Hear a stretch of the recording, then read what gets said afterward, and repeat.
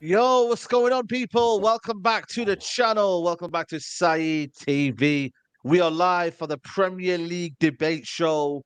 You know what the score is on a Thursday evening. Premier League debate show where we discuss the topical issue of the Premier League. And yeah, man, we got these boys to discuss it. A couple of people will be coming. Errol's on his way. Pete's on his way, Newcastle fan. But MCFC Daps, you know what I'm saying? Got a big L. You know what I mean? Oh, no. You just said it's called the Premier League show where we discuss big Premier League talking points. So we've got to see this as a plus for City, that we no longer have to worry about the Carabao Cup. So, yeah. You set yourself up for that one, mate. We will discuss some players then, you know what I mean, if that's okay. We can discuss Super Jack, absolutely. Absolutely, mate. There we go. I didn't even tell him what we were discussing. Because you were on the show last night. You were on the show. Daps tomorrow. Oh, yeah. I see the comment, bro. I see the comment. I may came in the Never a Foul comments and said a few things, but listen, we're gonna talk. We got Blue Brother, Charlie in the building, got his first win yesterday. I know it's in the Carabao Cup, but listen, at least a goal in a month isn't boring now, is it? What are you saying? Mate, I'm good. Yeah, next round of the cup, a win on the board, a goal this month as well, our only one. So yeah, we got to enjoy these moments because don't know when the next win's going to come. Wow. Yeah, there you go, people. There you go. And then we got man like Lee in the building. You know what's funny? Yeah, last week he said Maddison never turns up. Maddison this, Maddison that. Odegaard is the guy. And then what happens? Maddison shows up Odegaard. Lee, hold that L. What are you saying, bro? You know what? Before I get into any football talk, I do want to shout out. You know what? There's a lot of madness that I saw yesterday. Listen, everybody knows I love London, but I just want to say my heart and prayer out to, I think her name is Eliana, a young lady. Yeah. Who passed away in 15-year-old in South Croydon. So. Listen, man, it was a very that hurt my heart, man. It hurt my heart. It's been on my mind a lot. Oh yeah, shout out to her. But you're saying that, Lee, as well. Real talk. But, listen, definitely. We're gonna get into the football, and I'm sure I'm gonna have to defend a few things. But we are here, man. We are here. That's what it's all about, man. You got to defend your name, defend your honor, defend your badge. Even though you're thinking that the league's over with and the City gonna run away with the league. But here's what it is, isn't it? Hey, you know what, bro? I'm gonna block you, bro. I don't like you watching my shit now, bro. I'm just saying. Listen, at the start of the year, you said, "Nah, man, I don't think Man City are all that, man. Arsenal have got this, etc., etc." And then all of a sudden, I didn't say that. You said hand over the City to title. So where is it, bro? Like, where's the energy? Listen. Stop watching my shit, my guy. Stop watching my shit. It's there in the public, man. What can I do, man? Social media. That's what you do to people, man. It's there in the public. Saeed, last night, as well, by the way, me and you have had a chat about how you're so clippable because you do watch-alongs, and when you do watch-alongs, you're just there. Last night, in about the 75th minute, I did a watch-along with Pete on Pete's channel, NUFC Loaded Mag, and about 75th minute, I was sat there thinking, because I don't do watch-alongs, the last watch-along I did before last night was Southampton in the Carabao Cup last season. Oh, and it just made me realize watch-alongs are not for me, bro. I'm cursed on them. I'm cursed on them. It's what it is, man. It's what it is. No, I hear you, man. I hear you. It's not for everyone, innit? You get me? Like, it's a lot to take in. It's a lot to take in. We've got man like Errol's in the building. What are you saying, Errol, man? Everything bless. Big up, finally, man. I've been waiting for this laptop to kick back in for a minute, man. I've been sat waiting for this. So, yeah, man, I'm good. Big up the man, then big up the chat. How's everybody doing? He's all right? Yeah, man. Good. We're blessed, man. We're just literally giving everyone a shout out, you know what I mean? Giving everyone their due praises and that, you know what I'm saying? And obviously, we've got a lot to discuss about Liverpool as well. You get me in that respect. But you know what, man? Let me ask you a question here. And let's talk about Grealish. I mean, Because you know what it is, yeah? I don't really like to bash Grealish like that because I feel like he's done a lot more right than he's done wrong. I feel yes, like you do, bro. Yes, you do. You were in that live chat last night way too quickly for you to ever claim you don't want to bash Grealish, bro. You definitely want to bash Grealish. He was in a couple live chats. He must have been jumping from chat to chat last night. Yeah. Listen, I told you this guy, bro. Stop watching man shit, bro. Stop watching man shit, bro. Stop watching this shit. Listen, I'm just trying to support people, innit? Like, I got to support Daps's channel. I came to the like button. I came to Errol to see your man shining on Redmond TV. See, you know what I mean? Like, I like to give their people their praise. You get me? Like, come on, man. Come on, man. But listen, I look at it, yeah, and I'm not gonna lie to you, yeah. Jack Grealish, yeah, I feel like for me, still people are on his neck, and I wanted to understand why. What's it called? Daps. Why are people still on Jack Grealish's neck? Why is it like he can never do no right? Like you know what it is, yeah. You know what it is. Like people will forget. Yesterday was I think it was his first start for like 4 or 5 games. He's been out, right? First start, and people was just straight back there. That confirms people are ready to get on his neck. It was his 4 or 5 games because he's been injured, or do you know what? When he's been injured or out of the team, whatever it is, yeah. And the truth is, bro. If it's not that, they'll find Calvin Phillips or something. It's because Manchester City have just won a treble and people want something to go out. Now, for me as a City fan, yeah, if we want to turn it into a conversation, right, and forget everything he did last season, how important he was to us last season, right, then we can say, okay, the conversation this season is Doku or Jack Grealish. And as a City fan, I'm very comfortable and very happy to say it's Doku, innit? Like, Doku's cooking, right? I'm a big Jack Grealish fan, but if at the moment the bar has been set by Doku for this season, then no problem. Like, they're completely different types of players. There will be games this season where Jack Grealish's style of play will be very, very important, right? And there will be times when Doku's style of play is very, very important. Now, if people don't think Jack Grealish's style of play last season was important to City, no problem. Your football IQ is thicker than me talking about geography or something, right? The guy was very important to Manchester City last season. His first game back, he got pocketed by Livramento. It is what, and I'm saying that Livramento was cold yesterday, and Grealish just didn't really offer much. But I'm comfortable enough to sit here and say, yeah, yesterday he wasn't good, but it was his first full game back. Like, I don't know what more to say than that. Can you listen? I'm just asking questions rather than it being my opinion more so. But can you see why people will say things? First season, he walked himself to a title because he didn't really contribute. Yeah, 100%. He didn't contribute much. Listen, I thought he was amazing. And there's one. Oh, is that? That's what happens football gods don't want to hear that question. Big up Pete in the building. Before he comes in, I'm going to big up Pete, by the way. No, go on, he's back now. Yeah, there you are. There you are. Go for it. It was I think you played Liverpool at your ground, and there was a moment where there was a counter-attack, and he sprinted all the way back. And it could have gone again. It could have been against Salah. Yeah, and against Tottenham, he did the same. Yeah. But I just think, the reason why I remember the Liverpool game because it was at that crucial moment where was we had just lost, I think, and then we were kind of praying as Arsenal fans, praying for you guys to obviously lose points and drop points. So yeah, for me, look, I think there are valid things that you can look at the guy and say, look, when he was at Aston Villa, he is nowhere near the same player he is at Man City in terms of the way he plays. So it's almost a bit like, all right, first season he came, he didn't really contribute to anything. His second season, he was amazing for about, let's say 3/4, half of the season. Yeah, I'd say, yeah, that's fair. That's fair. So you're thinking, right, he's paid £100 million. He doesn't do anything what he was doing in terms of what you bought him for. And then he's kind of really not contributed to the way that he's been out for 4 or 5 games this season. No, not this season. Not forget this season. I'm not talking about this season. I'm talking about the period before this season. Okay.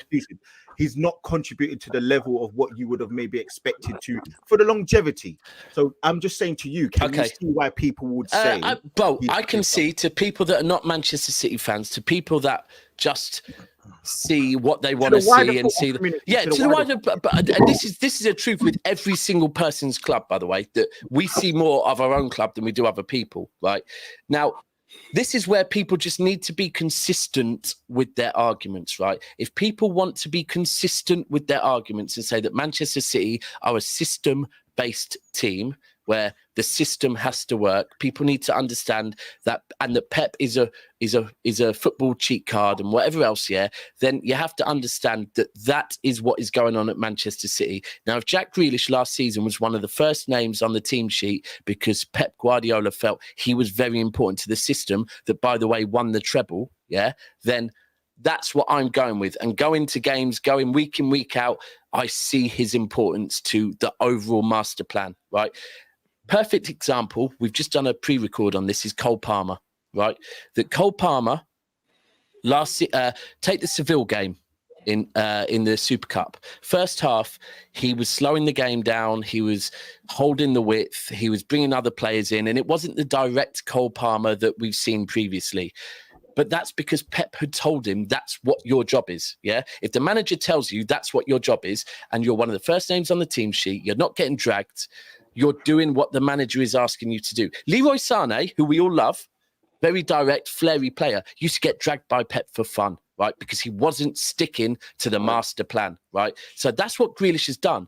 Now, back to Cole Palmer. Cole Palmer last night, all of a sudden playing in a 10 role, free, he looked completely different. Even we can go back to Jack Grealish. Jack Grealish, when Pep plays him more centrally a couple of times and he's making those runs from deep, he looks like the old Jack Grealish. But in this City team, trying to win a treble, do a four-peat, trying to win the Champions League, all of that, he has to stick to it. If he doesn't, it throws it out. So people will say it didn't look good. Now, take that away from last night. Last night, he didn't have a good game. So I'm not talking about last night. But overall, if we're looking at the impact of Jack Grealish, the impact of Jack Grealish is he was a regular, important player in a treble-winning team. Last night, though, Livramento pocketed him. It is what it is. I'm going to get a quick super chat before some people come in. Zayn Miasi, before we can get distracted. Saying if Newcastle can beat City, it means Arsenal can. Don't forget, once our players come back and we get Tonali or maybe Osimhen, we will challenge. United just grind out results. I don't know what Arsenal are doing now. I think Arsenal are doing the same, my friend. So I don't know, mate. Listen, doesn't mean one team could do another thing and then you could do something, mate. Completely opposite, mate. But listen, there's also something that, like, me and Pete did a watch along last night. Let me be clear. Pep Guardiola does not want to lose any game of football. Yeah, none, right? But also, you have to have a desire and a reason to really, really, really, really want to win a game of football. Now, if Manchester City won last night and then won the next game, then like Liverpool, I think 2 years ago, we would be, I think we've got a Champions League game away on the Wednesday. Then we fly direct from there to Saudi Arabia for a week in the Super Cup. While we're there, a day after we arrived there, Manchester City would have to play in the quarterfinal of the Carabao Cup. And like Liverpool had to, it would be a group of youngers with a different manager playing that game. So last night, although we went out saying, let's win it because we want to continue this momentum, there was no belief, there was no drive in us like, we need to win this, otherwise we're not going to win. Let's be clear, City could not win the Carabao Cup this season. It couldn't happen. So there was no real... So to compare that now Newcastle beat City, that means Arsenal can beat us in the Premier League. That is completely different. Let me ask Pete, yeah. Obviously, you were there, you watching the game or whatnot. Did you feel like there was a difference? Obviously, Amar saying here, and Doku went past Livramento with these. Did you feel different between Doku and Grealish? Like, did you felt like one's got more of a threat, one is a relatively easy to defend against? Like, what did you see yesterday in the game? Because obviously you were watching. Yeah, I've got to admit, I was massively impressed with Doku. I think he's a quality player. I said to Daps during the watch along, when he was signed from France, because we were linked with him in the summer and so were Villa, but we were both interested in him. But for me, he was always a backup option because I thought he was going to be quite raw in his talent. But seeing what I've seen since he's come to City, he's further along in his development than I thought he was.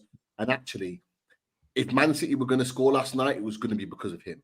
Yeah. He was our biggest threat. He was the only one that broke the lines, that beat a man. That so I think someone said about Doku going past Livramento. It's probably the only player on the pitch that did. last night. But yeah. that doesn't argue the fact that Livramento was probably one of the best players on the pitch. He's man of the match, wasn't he? He was outstanding. Yeah. And Grealish, on the other hand, in my opinion, was very easy to play against. He kind of does the old pony. He does the old. Sorry, go on now. No, he's a one-trick pony. Yeah, he does the old shuffle, then cut inside, and he got past us a couple of times in the first half. We were not good in the first half. No. He's not a one-trick pony. In the Man City team, he's a one-trick pony. Yeah, that's fair. That's what I just trying, because we can't keep saying that, because I just explained to you. Let's deep it though, right? So I take on board the point you're making. At Villa, he was able to have the license to be free. Within City, he's become shackled. So my man now has been on the west coast of Africa and he's been shipped abroad. He's gone doing on a slave boat now. He has to do what his master is telling him to do. That's a mad way of putting it, because by doing it, he picked up his first trophies, though. Are we comparing that to slavery? That's mad, bro. I'm not gonna lie. That's a mad way of putting it. Let me tell you this, yeah. He is going to stay with City for a long time. Yeah. You ain't going to see Jack Grealish freed again. He is 12 years a slave. I disagree. Do you know? So let me tell you why. Let me tell you why, bro. Let me tell you why. That I touched on this before. That with Pep, those type of players, right, that like to run with the ball, like he did at Villa, it's a system. And if you are that type of player on the wing, right, and you lose the ball, it's the best place to lose the ball, right? When we've seen Jack Grealish playing a deeper 8 role a couple of times through the middle, all of a sudden he starts running with the ball again because it's allowed. But when you first arrive at City, you have to do your work experience. You can look at David Silva, you can look at you have to Bernardo Silva. You have to do your work experience where it has the least impact on the result.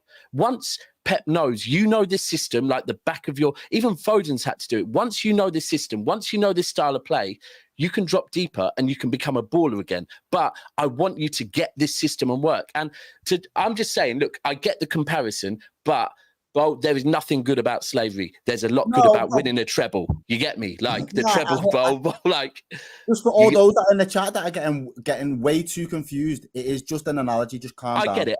Bro. And I'm not even watching the chat. I'm just saying, for me, it's like fucking hell. You can't. He has become shackled in that system, so you're not going to give him that license and freedom again while he wears a shitty shirt. Yeah. The maddest thing is he played 100%. He played a lot of his football. In a 10 position, and then he drift out wide with the ball, like to receive the ball and run it his man. Yeah. He can't do that at City because he's then invading someone else's space. So and that's a massive one, the invading of space. And the other thing is that the mad thing is against West Ham, I saw this when Doku came on, that because teams now expect the way City play with a Grealish type left winger, that all of a sudden when it's Doku and we switch to actually, I watched Doku against West Ham. He slowed the game down like Grealish did, cut in like he was going to pass the ball into the midfield, and the midfield recycle it, switch to the other side. But the minute he released the ball to the midfielder, he put the burners on and went forwards.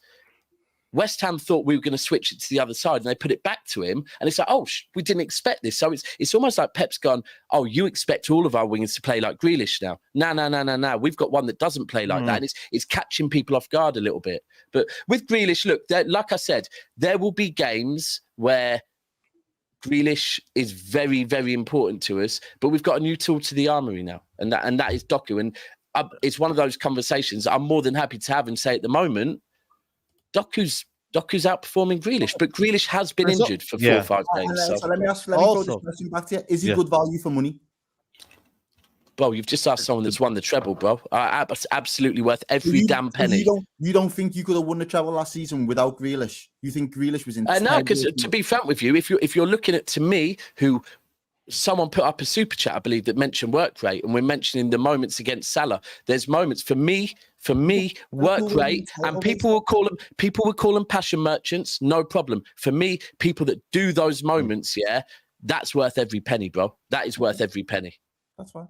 No, I think sometimes you get me, like you're out with the old, in with the new in it, and I think Doku's a shiny new toy now, but obviously Grealish has his kind of like when Doku goes missing for a season, or sorry, for the middle part of the season, that's where you need Jack Grealish to step up. So listen, it's an embarrassment of riches. You know what I mean? Grealish will have his pot time and form. Sorry, who's that? Yeah. No, I was going to say, it's exactly what happened with Grealish last season.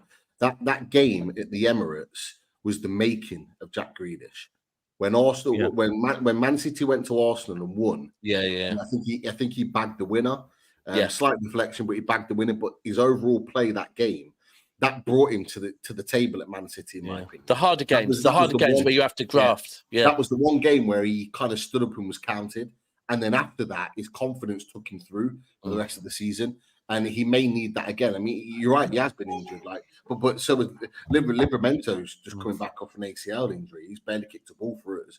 But that's an argument for another day. But I just want to big up Newcastle just for a second, because go for it. Look, I'm going to run with this just because a lot of people are saying, Man City, they're playing their weakened side, and the likes of Haaland and Foden were sort of on the bench, but we had Paul Dummett, man. We had Paul Dummett. Performance, bro. We had Paul Dummett in centre back. That guy's not kicked a ball for like 6 months in anger. And he comes in, he's 33 years old. We had Matt Target at left back. We had literally, we had Sven Botman that was given the night off. Callum Wilson was given the night off. You know what I mean? Like some of our better players. Shaw was on the bench. We had a proper week inside. We had a 10 changes, bro. 10 changes, isn't it? 10 changes. Like we had a 17-year-old Lewis Miley starting in defensive midfield. Lewis Hall in centre midfield, who was brought predominantly for being a left back. Like for me, I when I saw the team sheet, I said, we ain't got hope in hell, because you had millions, hundreds of millions worth of talent on there. Be careful what you're saying there, Pete. This is dangerous territory for you now, because in a couple of seasons, this might come back to haunt you, bro. We're not there yet. I can say it, and it's okay. But what I'm saying is that you still had a team that you would probably put out in the Premier League that would get 3 points. That our Newcastle team, I don't think they would. And I was, albeit a really poor first half, I was really impressed with what we did in the second half. Pete, I wanted to ask you though, because when you finish. No, I was going to say I was really impressed because for all the the changes that Man City had, I haven't seen a team cause Man City problems like that than what we did in the second half. I thought do you think it's overhyped slightly, Pete? Yeah, and you know what? And going off your point though, Daps, literally going off your point, no one going to talk about Tonali. No one going to talk about Tonali's I'm telling you, in 7 games, he's been absolutely shocking. I saw him play against AC Milan. I don't even know what his pass success rate, but he was horrible. Now, I thought he would have turned up and showed out at his homecoming. I thought he would have played well against some of these other teams. I think he's been shocking. He's had one good game. He cost 60 million or whatever it is. Now, I'm only saying what I see, and I'm not saying he's crap, but the same flack that Havertz gets, the same flack that Jack Grealish is getting right now, the same flack that Havertz had 4 years. Hold on. Why do you turn this on Havertz? Does this make Havertz look good or something? Hold on. The same flack that Caicedo gets. All these players I'm seeing, and I'm seeing Mr. Tonali, having a bubble in Tyneside, going out for Greg's. Come on, can we not talk on it? Am I not allowed to ask the questions? That's my. Why the game changed when Bruno came on? When the game changed when Anthony Gordon? You know what? It's, to be fairly, it's a conversation that a few Newcastle fans have had about Tonali. But the one thing I will say about Tonali, I think he's been really honest with the situation. If anyone saw his press conference before the AC Milan game, he was honest. He said, "I've really struggled with the transition moving to England." He said, I early on, I've found it difficult. And he said, I think Eddie Howe just recently has brought in an interpreter so he can get his tactics across, because before it was very much, he was talking to him one-to-one and he wasn't understanding what it was that he needed to do. So he's now doubling up on his language, on it, learning his English. And he said all this. He said all this in his press. So I imagine you've not seen that interview, but for me, before the AC Milan game, and a lot of Newcastle fans were gone, wow, okay, right, he struggled, because we were under the impression that he hadn't. And he said, I have. I have struggled, but I'm getting used to things now. I'm getting better. You know what? And all that sort of stuff, all that conversation, all that understanding. That's, if he's going to be honest and open and say that, then I'm, as a Newcastle fan, I'm going to respect that and go, you know what? You've been honest and open and said that you really struggled, because a lot of players wouldn't. I'm going to give you a little bit more time. Now, what I will say is he was playing alongside, like I say, 17-year-old lad in Lewis Miley that's got massive potential but hasn't really played any minutes. You've got a lad that had his first start in Lewis Hall that I've got big hopes for, but at left back, not in centre midfield, and he was the most senior player in that position. What I will say is in the second half, as soon as Bruno came alongside him, he was at it. He was pressing. He was harassing. He was doing things that were better in the game. So I saw a better performance in the second half. Now, we spent 50 million on him. We spent 50 million on him. So is that justifying his price tag at the moment? No. But again, it's been 6 games, or he's played 5 or 6 games. I'm not going to be here calling him out. I'm here to back him as a fan. If opposition fans like yourself want to call him out, hey, be my guest. Listen, you know what? I just wanted to say, I saw Havertz in Highgate, and he told me he's struggling, from Cobham to London Coney. So I'm just saying that's the excuse. That's the excuse he gave me. That's the excuse he gave me. He said he can't speak, West London slang. He's got to learn North London slang. So he's finding it difficult. He's finding it difficult, man. But I'm just saying what I've been told from the guys. Havertz isn't going to get that blind, bro, because he's been in 3 years, man. 3 years. Season. No, COVID. Remember, he got the COVID blind for a period as well. No, but he's been here long enough where to an extent, I get where Pete's coming from, and maybe this is just a northern thing as well. With you being from Newcastle, obviously, when you go to certain cities, it's different than just moving to England. Everyone's got this idea of England in their head when they go, "Oh, I'm going to move to England and I'm going to London." Yeah, you know London. What I mean? It's multicultural and it's all them things, and there is an extent of that which is true. But then when you go to these regional ends, my man got sent to Wetherspoons to have a nice posh meal, bro. Like, you know what I mean? Like you go to Newcastle and Liverpool.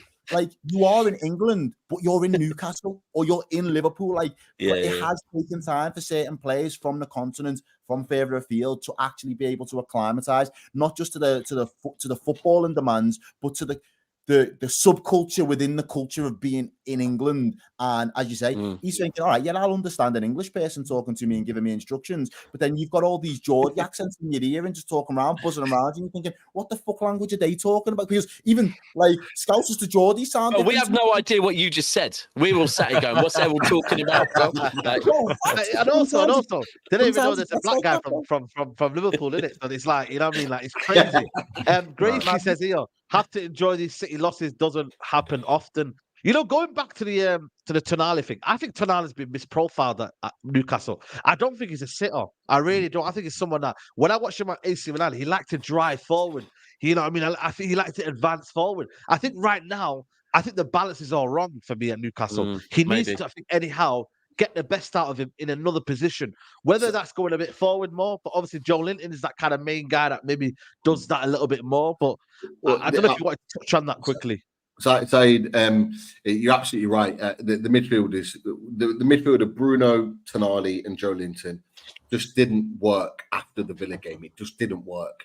And I tell you what, Sean Longstaff coming back in, and I say it before, I say it again, nobody on this panel or in the chat would want Sean Longstaff at their club, but he is crucial to that midfield working, because he does the groundwork, he does the doggy work, he does the back and forth, box to box, covering wingers along with the fullbacks. He does all that stuff to then go and say, and this is why Bruno's performances in the last week have been a million times better. He goes and breaks the play up and says, you know what, you boys, you go do your stuff. I'll go cover, you go do what you do. And Bruno's got the license now to play further forward. When Tonali's played with Longstaff, he's been able to get further forward. But with Bruno playing as the 6, which is what's been happening, and Tonali playing as the 8, it hasn't quite worked. And I actually think it might work as Tonali playing as the 6, because he hasn't played there. He's played as the 8. Bruno's been as the 6, and maybe swapping them round.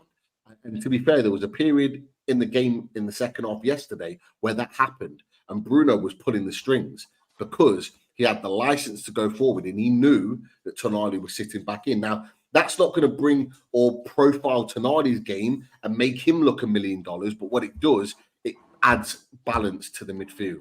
And that's what's going to need to be found at some point. Or Longstaff's bringing that in.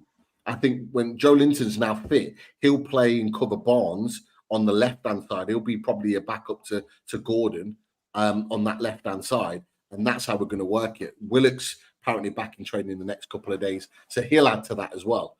So it's going to be an issue. But this is what Eddie Howe was brought in for, to make these big decisions. He's got to make that work. But in order for it to work, Sean Longstaff has to be a part of that, which, you know, it is crucial for us. Pete, are you worried about Bruno's release clause in his new contract, that someone could activate that as early as next summer? Because it's around 100 mil, and like that might sound mad, but some people will pay that for him. You worried he could leave in the summer potentially? I know that might be a bit mad, but the option is there. Look, it's been a big conversation with the Newcastle fans after Fab Romano kind of brought that out. It'll be signed very, very shortly. I think it's over 100 million.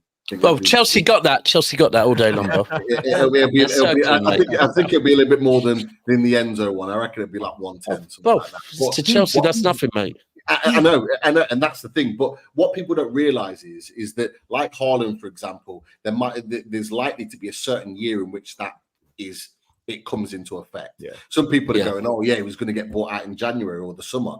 It may well be that it might be 2025 or even 2026. The contract's up to 2028. It might be he does another couple of years, and then after that second year, it comes into effect. Now, for me personally, do I care about the release clause? No.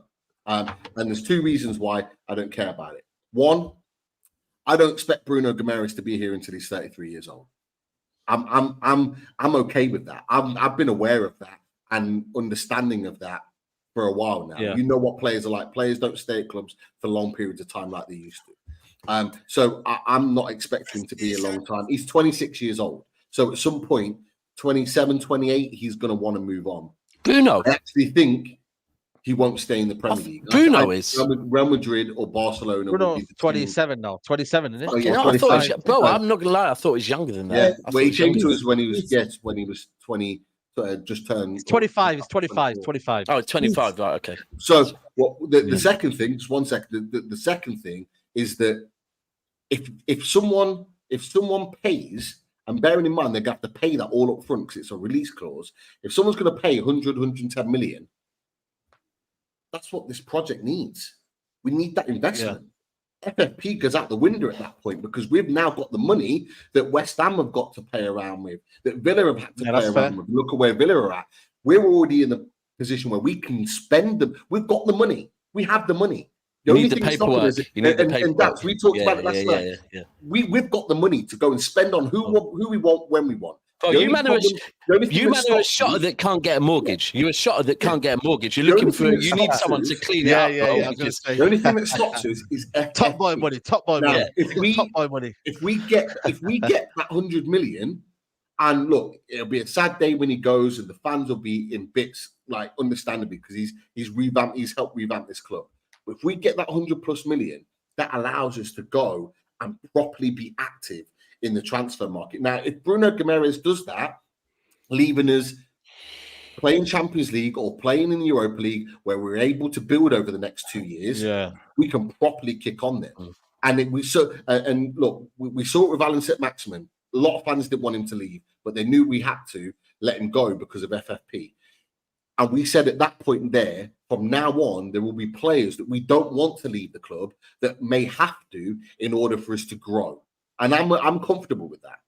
We're still in the growth phase. You guys all around me are all established big clubs. We're building ourselves. Thank you. Including us. We're a big club now. It's going to take us a while to get there.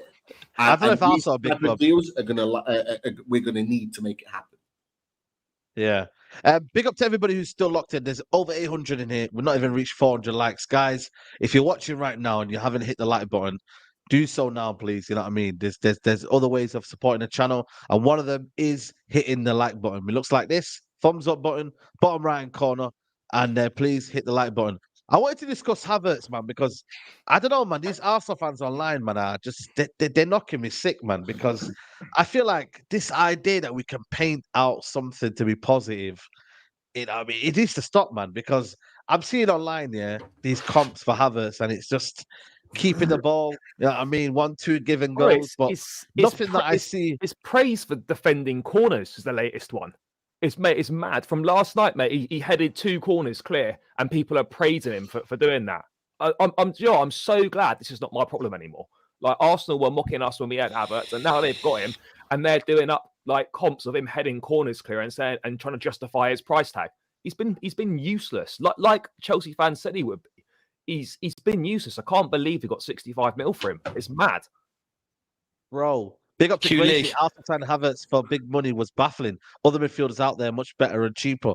Listen, where are you gonna lean? Because I don't know if you were trying to dress it up with the whole Tonali thing to make it look better for Havertz, but yo, man, listen, that's a real flop right now. You get me? 008 I'm hearing right now. I mean, look close to home, bro. Listen, man, all I can say is I don't think the signing is working. I don't think it was going to, and I don't feel like I've said anything wrong. I said from the get-go when we signed him that I didn't think it was a good signing. So I can't be put in that boat. Obviously, I'm the cheerleader for Arsenal in this show because I'm the Arsenal representative. But I don't know about all these, heading away and stuff like that.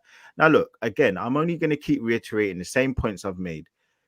Do I think some of the slander has been over the top? Yes. The same way how I thought some of the slander for Mount was over the top. But do I still think he's not good enough? Do I still think that he doesn't? And we can talk about quality. We can talk about all these other things. But he doesn't suit the profile of Arteta. He doesn't work hard. But it's weird. Like, when you look at his numbers, ground duels won, heading of the ball, holding the ball up, carrying the ball forward, all of the attributes that you look for in a false number 9 attacking midfielder, they're there. But when you watch him play, there's moments where he doesn't drive forward with the ball, where he's and as I said to you guys last week, the reason why I'm finding it hard to actually judge him is just because he's not confident. And you can see, but listen, as Errol said, I can't use that as an excuse, and I'm not using that as an excuse. So I feel like last week we both agreed that I'm not using that as an excuse, but I'm just saying it's hard for me to fully say he's a flop because firstly, it's 8 games. And secondly, I don't even feel like I'm looking at the real person to say, do you know what? Yeah, you are absolutely poor. So yeah, Charlie's going to say what he's seeing now is what he saw at Chelsea. But I feel like he's got even worse because he's so short of anything. He's so short of devoid of any ideas of how to play football. All of these things, it's almost like, right, I need to see you actually get back to a bit of confidence and then I can judge you. But at the same time, whether he gets back there or not, I'm still not going to think he's good enough. So this is why it's hard. I don't want to seem like I'm a Havertz cheerleader, but I'm also saying some of the criticism has been quite poor because listen, yesterday he was quite poor, but he did have in the first half, he looked all right. He looked a little bit better. He did some good things, but what's hard is you're seeing Szoboszlai. You're seeing even Mudryk now. You're seeing Mount now. You're seeing what's the guys at Newcastle? Harvey Barnes and Anthony Gordon. Anthony Gordon, yeah. You're seeing Doku come in now. So you're seeing all these big players come in for big. Sorry, go on there. Go on. But with less spotlight on them as well, by the way. With less spotlight on them, that's the key. Do you know what it reminds me of? But probably not to the same extent because this player absolutely balled out for a couple seasons before the move.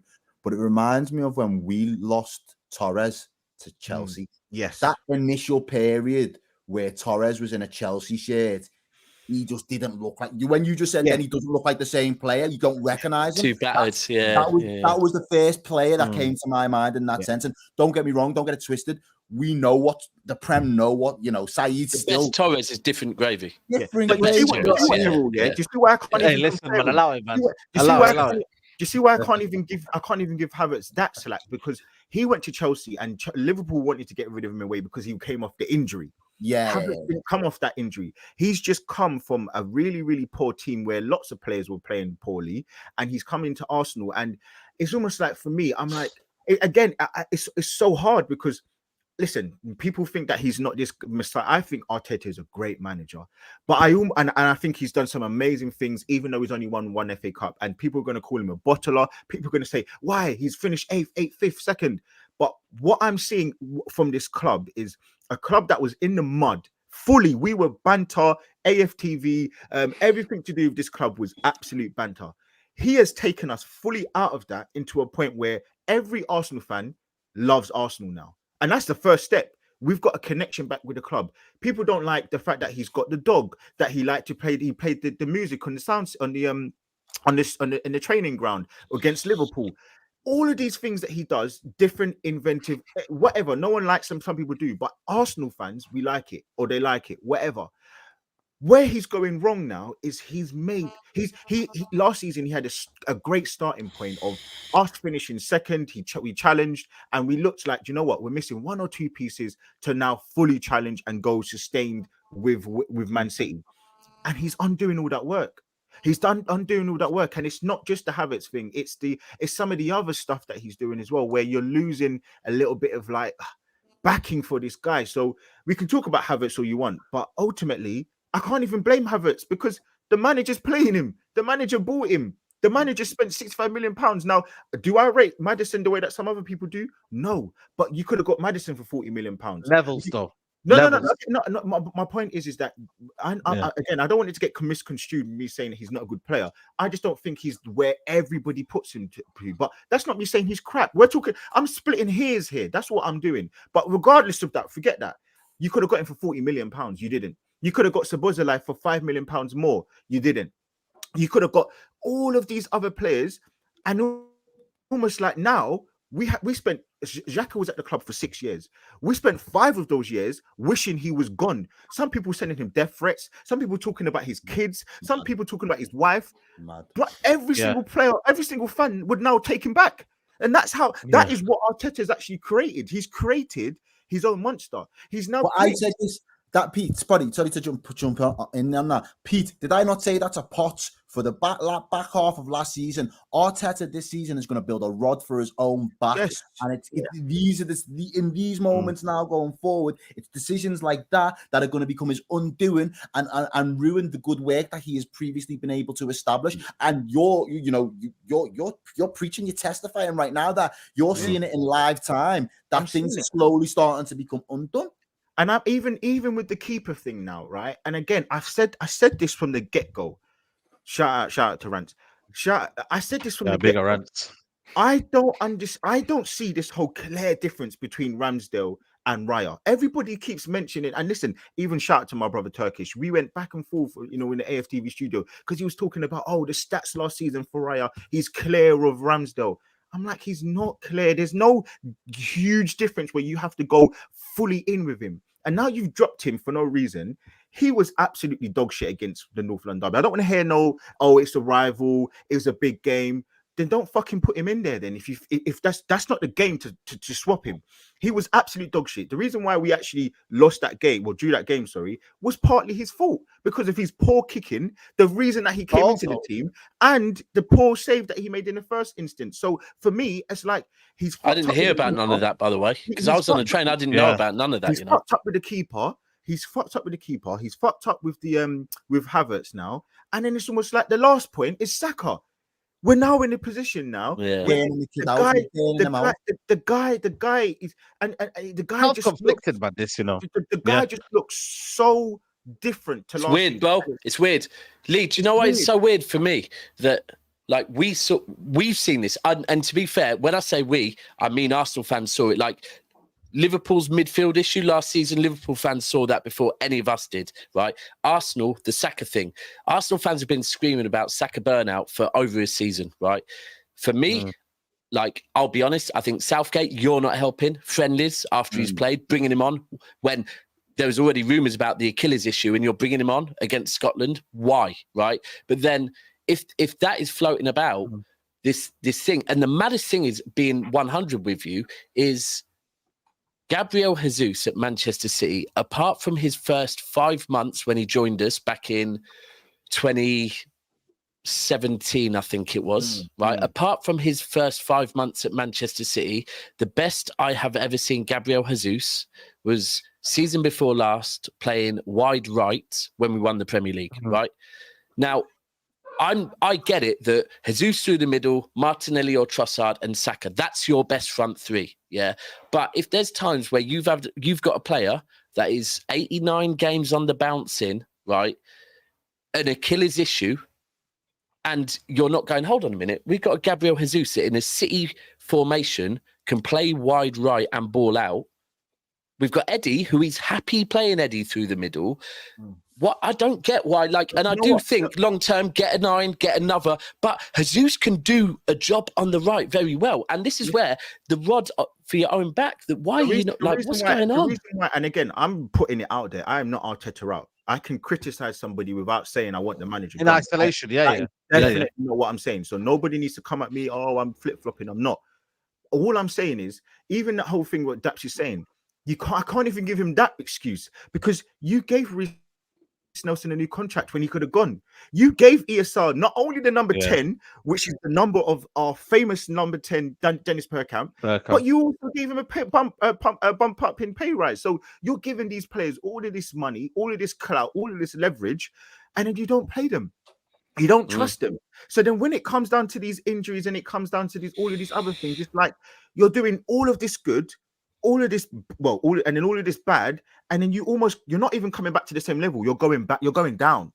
And listen, every Chelsea fan, this is the only thing I have to agree with Chelsea fans. Every Chelsea fan said buying Havertz, it firstly makes your sort of transfer window go down 2 or 3 marks, but it also fucks up the team. And for me, I cannot believe what I'm saying it, but I genuinely feel like Arteta's going to get himself sacked. I can't believe I'm saying it. The only reason why I'm saying it is because Havertz is such a bad signing. It's almost like he's going to keep playing him to. Also, I want to talk about Lee. I want to also, before I bring these super chats, say big up to Patrick and spot on Lee. Forget Ramsdale, North London Derby performances, to name a few last year. And also, Gray said, anyone see Arsenal getting something from City with no Rodri? We will discuss that as well. That would be a tough ask. For Arsenal, because I just feel like for me they've got their own problems. They should do. They best do it. Their fortress, isn't it? Well, there you go. But you know what it is as well. You got to remember the persistence with Eddie Nketiah. And let me bring in Charlie with this one, but also the persistence with Eddie Nketiah as well. Big up to Toby in the chat. But you know what? I just feel like for me he's got this obsession with Nketiah as well, Charlie. That I just don't know what it is as well. And this is why for me he's got to bring in either Tony in the summer. I know you guys are going in for him as well, but Arsenal, if they want to get anything out of the season, I've got to bring the striker in. I don't really trust Jesus to bring in the goals for me. I think his overall game will bring in goals. It could be too late by then. It'd be too late in January. You know what? That's true as well. January, it'd be too late. But like you look at Arsenal and like what they've done so well with last season was goals from a lot of goals from Martinelli, a lot of goals from Saka, a lot of goals from Odegaard. Like they got guys that chipped in, which means they didn't necessarily need that sort of 20 goals a season guy. But like they're missing someone like Jesus, for example, like good player. But if you had someone like an Ivan Toney, for example, that Maddison chance when he's given the ball to him, he scores that. And that changes the game completely. You might win that game. Now, I'm not saying that Jesus is a bad player, but Jesus is not the type of striker that is going to win you the Premier League. Charlie, you can just say it because I've said, listen, I left the game. He's shit though, but he's not going to win you the league. I left the North London derby with 4 things. And Nketiah is not good enough. He must go. No. For me, Balogun was better than him, bro. In my opinion. Jesus is a good striker, but he's not a title-winning striker by himself. I've figured it out now. There's no going back for me. I'm not doing the flip-flop thing. I'm not saying I want him to go, but I'm also saying that he's not good enough standalone by himself. The last thing, there was one more thing I can't remember, but the last thing was, I don't know now if Arteta, and I'm not flip-flopping, is a Brendan Rodgers for us. Because he's not making the. What are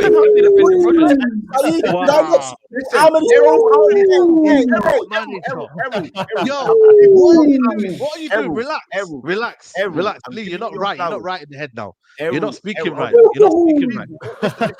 Relax. Let me tell you why. It's nothing to do with him as a person. He's a great person. He's got a lovely dog, but fuck all that, bro. Let me land. The reason why I say Calvin Phillips is a nice person, apparently, bro, but he's not it.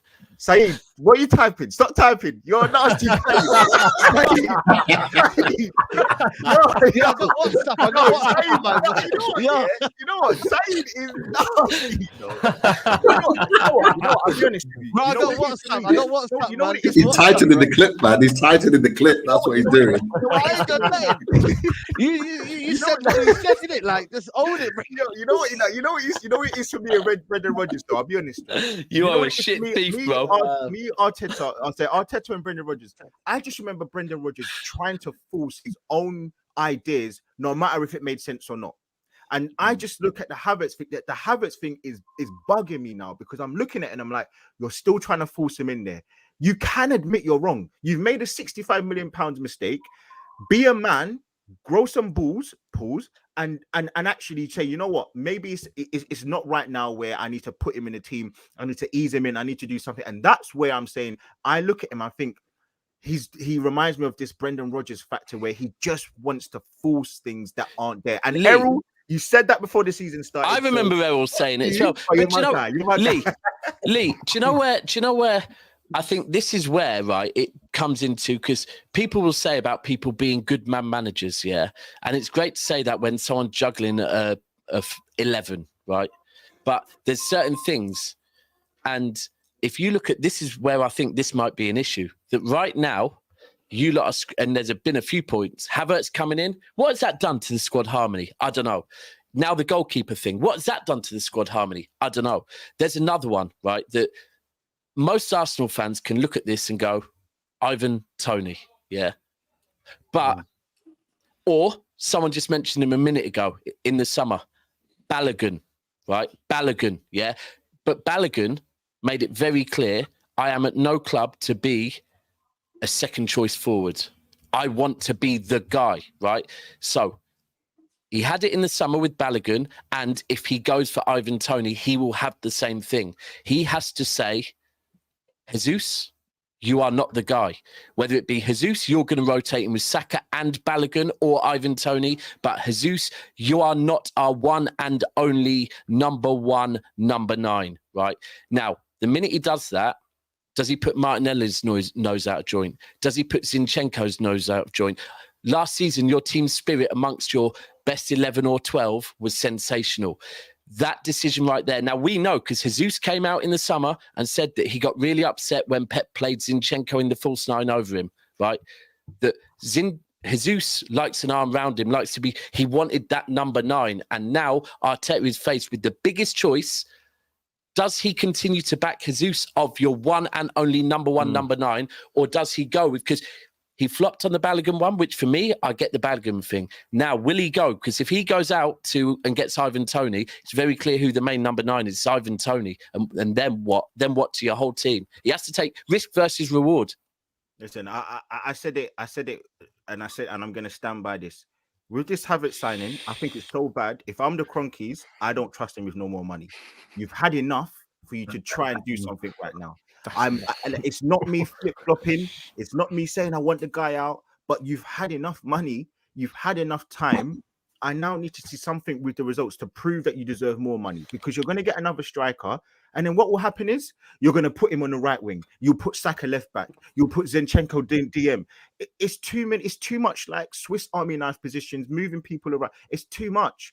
I now need to see something better with what you're doing, because for me, people could say I'm crazy, don't know what I'm talking about. Our first 11 matches Man City.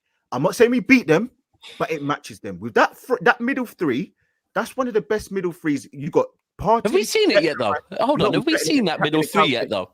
We saw it in the Community Shield, but it wasn't even it was actually. We saw them in the Community Shield. But for me, I just want to see the proper team out there that we can actually do well with, and let's see where we go from there. I'm not saying here that, I want the guy out. I want Arteta to do everything, because I feel like he's so good. But it's just the nearly man thing I'm getting from him, and I don't like. No, I hear you. You don't want that, and it's all about the mentality for me, man. So, I hear you, man. But listen, that was wild anyway, man. But I feel like this is therapy now. Arsenal fans and maybe you're a nasty guy, you know. Lee's Arteta out. It's clear. Lee is Arteta out. But you see, Lee's Arteta out. I've made it very clear. I'm not Arteta in a different way. Yeah. But listen, I want to give I want to touch on big up. There's 1,000 people in the building. Make sure you're hitting the like button, people, man. It's been a very, very good show, man. And make sure you're following everyone's channels as well. But I do want to talk a Liverpool, and I want to talk about Szoboszlai. I don't like him, Errol. I don't like the fact that he's chosen. I love it. I don't like. Honestly, I'm going to give it to him. I think they've got a gem here. I really do. Szoboszlai, for me, has been one of the outstanding candidates this season. Has been excellent for me for Liverpool. Wow, that goal yesterday. Him was and Maddison, innit? Him and Maddison are the two for me. Him and Maddison have had a mad impact on their teams. But talk to me, man. Szoboszlai is looking good, man. Errol. Do you know what? I can't even pretend to lie to say I knew a lot about him before he came to the club either. I'll be the first to admit that. I've said that enough times. I didn't know enough about him. So I was interested to see what he would add, what elements, what ingredients would he bring to this Liverpool side. But what is very clear from the off is that he is now going to be the heartbeat for this Liverpool midfield going forward. And it elevates us on a level where not only do you look at someone like you can look at someone like Maddison, you just used him as an example. He's hit the ground running in his move this season. But when he was at when he was at Leicester, it was almost like had you down tools because things weren't going your way, and your work rate and your work ethic had almost taken a knock as a result. Whereas this lad, not only, and you can say you've got the quality and you've got the skill, you can find the pass, you can play through the lines, you can find the back of the net as well in Maddison. But when your head goes and when your head's turned, are you ready to down tools? And what Szoboszlai has got and demonstrated so far is not only has he got all of the flair, the creativity, the finish, the shot, the power, the pace, he's also got the work rate and the work ethic to actually say, I can take a game by the scruff of the neck. And for me personally, Klopp hasn't had a midfielder like that since Coutinho. I feel like Coutinho's been the last player that he's been able to play. We just said exact same thing on a pre-record we did a minute ago. The exact same thing, In that midfield engine room, to put someone in there essentially and say, go move me the game, go grab the game by the scruff of the neck. And I have to give, we've had to rebuild our midfield in what seemed like 3 to 4 months. We knew the writing was on the wall. We had the rug pulled on from underneath our feet pretty rapidly. And we lost players, but Klopp must have seen something in the scouting department identifying of a number of players and said, yeah, I'm confident that I can work with these lads. And I have to give massive praise. Yeah, someone saying Coutinho played on the left wing. Yeah, he did have a stint on the left wing as well, but he did also play on the left side of the 8 before Wijnaldum got really integrated there as well. But I have to say, you have to give so much praise to that scouting team and that scouting network that Liverpool did to be able to, not only, and again, this isn't just for Szoboszlai, this is for the rebuilding that unit and making that unit fit for purpose. Now, am I saying that here and now in this moment we're going to go on to challenge City and go neck for neck with them and push them as close as we've pushed them in previous seasons? No, I wouldn't still stick my neck out. I said early doors, I needed to see at least 10 games with the right midfield and a body of work to be able to say what we're potentially capable of. But right now, we are seeing glimpses of this unit being able to click. They're all being very cohesive, very capable to play together. They're all positioned well right where we need them to be. So very balanced. Very balanced at the minute for us. And then on top of that, you've got this absolute gem that was on everybody's radar. Everybody had them in their little black book to say he could be one for the summer. And everyone, we was really enthralled with Gravenberch for a long time. Yeah. And everyone he surprised me, man. No, before he went to Bayern, everyone was saying Gravenberch and Jude Bellingham. That was the conversation. That was the comparison. Yeah. Nobody was talking about Szoboszlai. Everybody had him in the little black book, and he was a player, but nobody really thought, let's take a punt on him. Let's go and have a look at him. Let's see what it would take to get him to the table. And Liverpool did it. We committed to it. He seems very committed to us. He looks like he's got the makings of a man that knows how assured he is. That every time he's on the ball, he's composed. He's not asked whether, he's up against the best defense or it doesn't matter. It looks like second nature to him. He doesn't look phased. And that goal last night, honest to God, it is a throwback to Stevie G. Because Coutinho, let me just land it and I'll open the floor. Hey, I can't lie. Coutinho. That was Stevie G-esque. Yeah. But I still ain't gonna proper Szoboszlai vibes, yeah. Because Coutinho used to do the one where he'd curl it top ins and it'd go the other way. He'd whip his foot right round it and it looked beautiful. But Stevie had the arrow. Stevie could literally lick off the thunderbolt and it just, and the next minute you just see the cop just going crazy. And for me, that was very reminiscent of that for me. And don't get me wrong, we've had Naby hit one-offs. We've had Jordan Henderson hit one-offs, but they're 1 in 30. Oxlade's done it. But again, you know what? Champions League nights against City. But they're Well, man, but you supporting them, man, then, side. Imagine. No, I'm just saying, bro. Realistically, they was 1 in 30, 1 in 40, 1 in 60. This kid looks like he's got a banger of a finish every one. How old is he? Errol, I think he's like 23. 21, 22, yeah. Errol, he did this at Leipzig. So he was scoring goals like this at Leipzig. So this is not a surprise to me. And like I think we talked over the summer because Newcastle, we went in for him, and we didn't. I think nobody realised until it came to the crunch that he's a massive Liverpool fan. I think he's got like a Gerrard tattoo on him on his leg or something like that. So he's like he was only going one place. Now it doesn't surprise me what I'm seeing from Szoboszlai. I knew he was going to be a quality player anyway when he came to the Premier League. And you talked about certain attributes that he's got about his game. The one thing I'll say is that he's the Hungary captain. So he's a leader. He leads his team. Now, Hungary's not the star-studded international team, but they've had a rise over the last 3 or 4 years. They've played and made difficult against some big teams. And he's at the front of that. They're a hard-working, grafting team. And what he's doing now, he's applying that to exactly what Liverpool need in the team. And what you're going to see is even more of that. He did everything for Leipzig. He was taking but corners, you know what, he was taking free kicks, he was leading by example, he was whipping in balls from 30, 40 yards into deep areas, but he was doing what he was doing last night, licking balls in from 20, 30, 35 yards out into the top bins. He was doing that at Leipzig. But do you know what though? Yeah, it's my only thing. Listen, and I feel like Szoboszlai, I'm exactly like Errol. I genuinely didn't know how good he was, and I didn't really understand about the hype. Man. I didn't see. Yeah. But my only thing why I'm going to go back on what Pete says in some respect is you can, and this is why I feel like people are going to dislike him because as a player, because Liverpool fans. You're enjoying him, and you should, because he looks really good. He looks explosive. He looks like a hard worker. He didn't have the greatest. And on top of the fact that we had the midfield last season, we've been starving. He didn't have the greatest midfield last season, and he didn't even have the greatest game against Wolves. But what I liked is he worked back. He got the balls back that he lost. My only thing is, do you have to do the Steven Gerrard thing after 6 games? People, that's my thing. Can you not enjoy the player without? And it was almost like when Man United did the whole Martial. They've got the new Henry.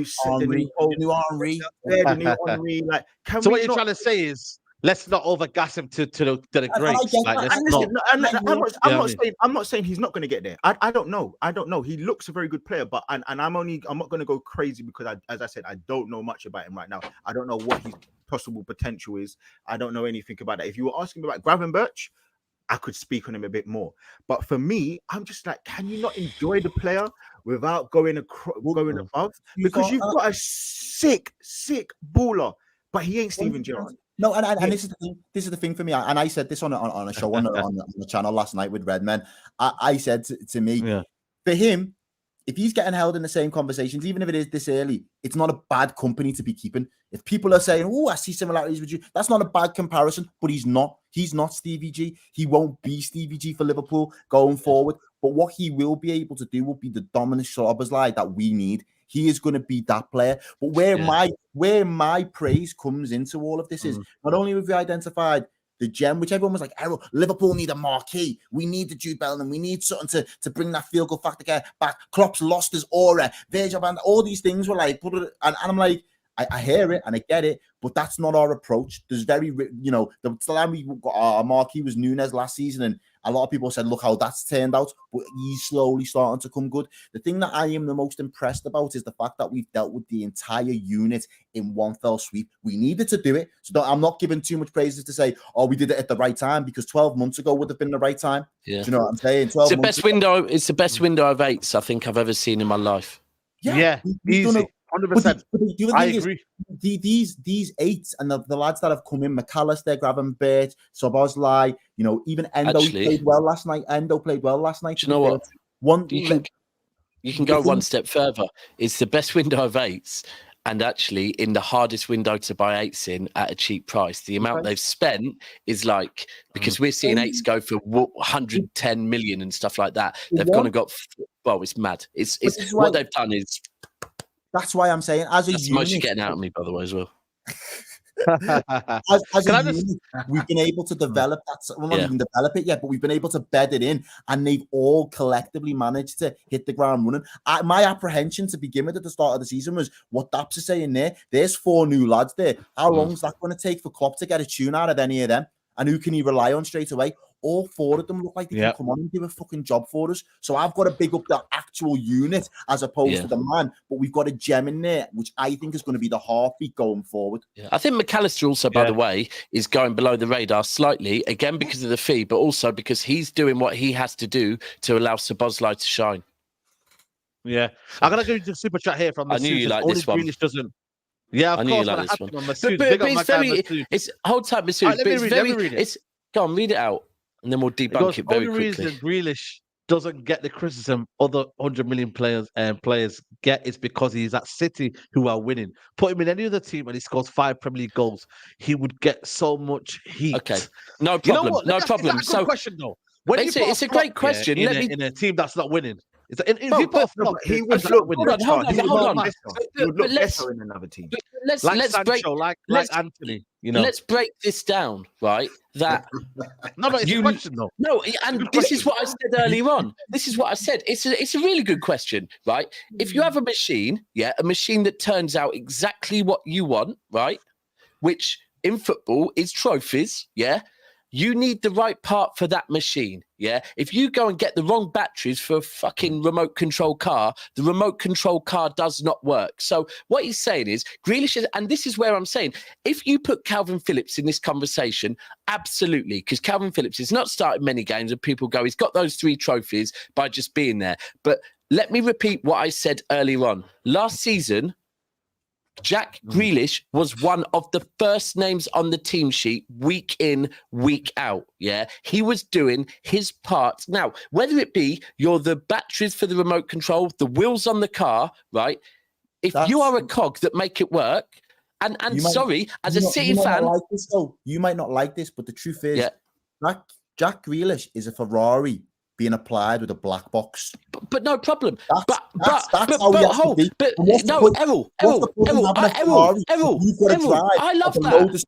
Okay. And you can only do X amount of miles every single day. Errol, so I'll give you...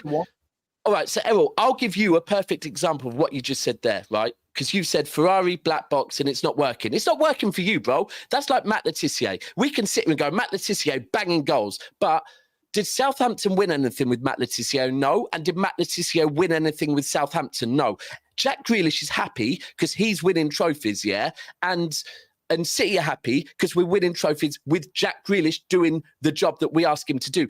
Do I care if Errol or Masood from Manchester or Bob from Belgium, what they think on Jack Grealish? I don't care, bro. If you want to see him go back to Villa and ball and do fuck all, no, I can say that because I'm a City fan. I'm a City fan. He's doing what we want him to. No, but then you have to take on the criticism from everyone else that maybe they may have of Grealish. Criticism, you lot aren't happy that he's not doing what he did at Villa, where he looked really sexy, but won fuck all, and him personally, he won fuck all. Is he not good enough then, or is again him having? No, Villa, the team round him weren't good enough. But bro, look, Pep builds the perfect machine. Pepper's built the perfect machine. What? So who's not good enough? No, that's what I'm saying. So I'm talking about with Pep. These football gods don't like any slander on Jack Grealish, by the way. No, I'm asking you the question. Bro, Is he he's playing exactly. He's playing the way Pep wants him to play, bro. And anyone that says otherwise, like I can give you a million examples of players that come in, right, and get pulled, dragged. People say, "Oh, if you don't play the Pep system, you get dragged." Why is he not being dragged? Because he's doing what Pep asked him to. I think ultimately, look, you have to be honest and say, when you look at this guy, what he was doing at Aston Villa, he's completely doing exactly the opposite. He's holding the ball. He's just recycling the ball. He's not really holding the width. He's trying to come inside all the time. He's linking up play a little bit more. These are not things that he did at Aston Villa. So if you took this £100 million player, he might do better and look better at Arsenal, Man United, Newcastle, but he probably won't be as proficient. He won't be vital in terms of winning trophies, because ultimately it is true that they are such a systematic team, rightly or wrongly, that then leads to them winning things, but not all the players shine. So someone like Rodri, he didn't shine at Atletico, but maybe in this system, he looked a lot better. He gets forward more, he gets goals. Whereas, bloody hell, at Atletico Madrid, no one knew about him. So I just think logically, and the Doku thing is a little bit different. But now you can see, look, they're playing with a number 9. It's to just keep changing. They're playing with now. They're playing with different players, so I think it's a bit unfair. If you look at Grealish, right, the perfect example of Grealish is a moment. There is a moment in his first season which people don't rate his first season, right? The Bernabeu, semi-final of the Champions League, second leg, right? We're 1-0 up, which means we're 2-goal advantage, right? Jack Grealish went on a run, an old school Jack Grealish run, nearly scored, but guess what? He didn't score. The game got changed round, yeah? Real Madrid went to the end of to the other end and scored, right? And then 2 more goals came. That's what happened when you have old school Jack Grealish, yeah? We went and ended up losing in a semi-final of the Champions League. Fast forward a year later, you've got Jack Grealish all of a sudden who knows about retention and keeping the ball in those types of games. And guess what? We went on and won a Champions League. Now, all of you lot, I get why everyone else that is not a City fan want that Jack Grealish that does that, yeah? Me personally, I want the one that retains the ball and lifts up trophies all day long. What I will say, I think that to end it, my last point. I do think though, the optics don't look good when he's 150 trophies look beautiful games, though, bro. 153 games and 23 goals. I'm not gonna lie. No, bro. Hold that. We've got a machine up top that's got more goals than the whole of Chelsea put together, so we're good. Listen, I've backed you. So I'm just saying the optics of a guy who's cost 100 million. We can do that, bro. We can talk on anyone in it. We can do these little picks, but when you've got a machine up top scoring goals like Haaland. Listen, I've really backed Grealish a lot, but I'm just doing the other side of it. You scored 23 goals in 153 games for £100 million. Not all at your club is not amazing, but anyway. No, but treble is. Have you ever won a treble? Have you? Fuck. Listen, I'm just giving you the fact. I'm just giving you the fact. You're giving me the fact. So he's smiling again. Your treble don't count, Errol. Your treble don't count. No. Football didn't start in 1992 either, so we've been winning trebles. Same. Well, Lee, what treble you got, Lee? What trouble you got, Lee? I just wanted to join the party. Liverpool fan, he's exposed himself. I just wanted to join the party, man. In any way I can. Newcastle might win a treble before Arsenal. Who knows? I think Newcastle will win a treble before Arsenal. It might do, but you know what? When Arsenal get that treble, internet's gonna break. Yeah, break for the wrong reasons, man, because it ain't happening. You know what I'm saying? Listen, last super chat here. Daps, you just proved my point. It's because you're winning. Tell me one thing. Why do you critique players who cost a lot and doesn't score much? Go on. I'm sorry, yeah, but I am. It's fine that people that do the GA stuff and all of that, it's relevant. But for me, there's things that you have to do. I've spoke about it on Enzo, I think on this show. If you're over 100 million, I get the critique. You have to do something, yeah? You have to. GA is relevant. If you get the GA and you're over 100 million, that's a tick in a box. You're good, right? If you come in and you're a defensive player and you're getting hella clean sheets and all of that, you're good, right? If you're coming in and on the eye test, or the other one is you come in and you are part of a system. And like I said, not a Calvin Phillips as part of a squad. If you come in and you are week in, week out, one of the first names on the team sheet, last season, whether people like it or not, I go and watch City home and away. Yeah. Jack Grealish was one of our top 3 to 5 players last season. Yeah. In a treble winning team. He impacted games in a treble winning team. So he's got that tick in the box. Critique him. I get it, but I'll be here defending him. Yeah. Listen, man, people, we're going to wrap up here. I'm just going to get a final prediction from everyone. United's going to win 3-1. I don't do predictions, but you're just going to say Wolves going to lose? I'll do it for him. 4-0. I'll do it for him. Go on, don't I? 4-0. Okay. 3 points, all I care about. Yeah, 3 points. Lee, prediction against Bournemouth away. Bournemouth away. What's your prediction? 2-0. 2-0 Bournemouth. Newcastle United, is it? No, 2-0 to no, we did the 8-0 last week against Sheffield United. We did that. We got Burnley at home. Is that home though? Yeah, sorry, I knew it was Burnley at home. Yeah. You know what? That's mad. The guy just said, that was last week. Yeah, Sheffield last week, bro. You mad? Yeah. And you know what? We didn't even talk about it, man. Because we had the scale of beating City. We didn't even talk about that. Great week for you, man. We can all predict the Liverpool score as well, by the way. I'm going to go 3-0 Newcastle. 3-0 Newcastle. All I'm saying is watch out for this Newcastle resurgence. They've got a couple of winnable games coming up, So Old Trafford and the Carabao being one of them, right? Well, not that one. But listen, anyway, make sure you and obviously Errol, your prediction as well. Give me your prediction. 3-1, bro. 3-1. Come on, Spurs! Come on, Spurs! Please. You know what? Liverpool are back when they're winning game after game 3-1 when they go 1-0 down. That's where you're here they come. Spurs, here they come again. Come on, Spurs. Listen, fuck everything about Spurs, but I need you to do something. Come on. Listen, I don't like Errol smiling, bro. You know when I link up with this brother? I need Spurs to win. You know what I linked up with this brother? He was giving me praises for beating Spurs in the Champions League final. Now look how times have changed. Listen. No. We need to see Liverpool humble. I can't lie to you guys. I don't want to see for the sake of the Premier League, we need to see Liverpool humble because for me, right now, it's not looking great, man. I'm sick of it. And I need to get back to Redmond TV. And when they're losing 2-0, I'm gonna drop in the chat there. You get me? So make sure you're there, people. Make sure you're there. But listen, people, make sure you follow everybody's channels. Big up to everybody who's super chatting.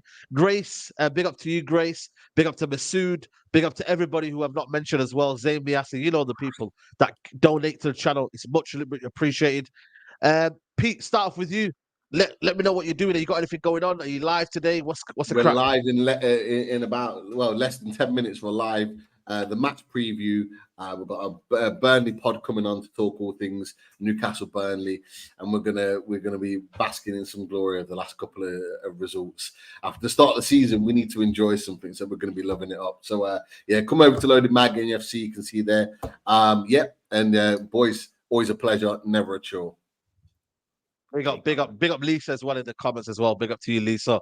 Errol, big up to you, man, for coming on. Love, bro. Always, love. I'll be back next week, so we'll run it back. I might miss it next week, actually, to be fair, because we got Europa. We're doing it day. By the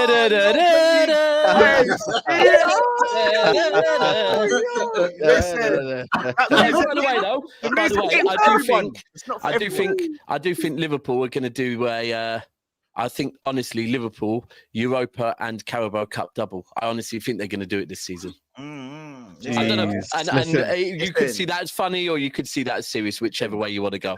There's a serious team in there. Listen, I've said a lot about Arteta, but there's a serious team in there still. So we have to calm down. You called him Brendan Rodgers. You called him Brendan Rodgers. So he's a Brendan Rodgers won the FA Cup, right? He won the FA Cup. What else did he win? He won another cup. He won 2 trophies. Did he win the FA Cup? I don't remember them. All I remember is a slip, man. And the Community Shield, I think he beat us. Community Shield, something like that. Yeah, man. It is what it is. Lee, big up to you for coming on, man. What are you saying, man?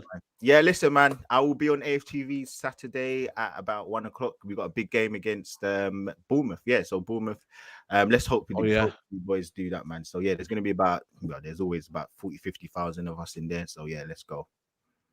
Come on, man. Make sure you do that, people. And Daps, never a foul. Big up to you as always, man, for jumping on and giving your time, man. Thanks for me on as always. You're the GDL. You're part of Grealish Defense League. That's what they say in the chat. Bro, no problem. No problem. Nah, listen. I'm here. I'll be here defending him. Yeah, definitely, man. Make sure you follow Never a Foul, people, man. Get their channel up to 20K. That's the next goal for them lot over there. And people, man, like I said, I'll be back tomorrow for more Man United content. And like I said, debate show every Thursday, 6 p.m. Locked in, people. What's the next debate show? We could be talking about Grealish next week. Who knows? But take care, guys. We're out.